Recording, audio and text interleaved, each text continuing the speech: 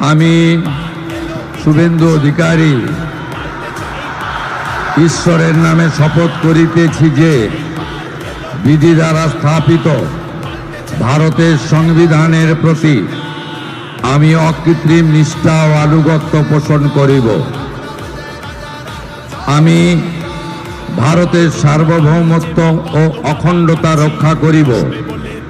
পশ্চিমবঙ্গ রাজ্যের মুখ্যমন্ত্রী রূপে আমার কর্তব্যসমূহ নিষ্ঠাপূর্বক এবং বিবেকসম্মতভাবে নির্বাহ করিব এবং ভয় বা পক্ষপাত, প্রীতি বা বিদ্বেষ রহিত হইয়া সকল শ্রেণীর জনগণের প্রতি সংবিধান ও বিধি অনুসারে ন্যায় আচরণ করিব। পাল্টেছে এইবার এলো বিজেপি সরকার। জয় শ্রীরাম, জয় শ্রীরাম।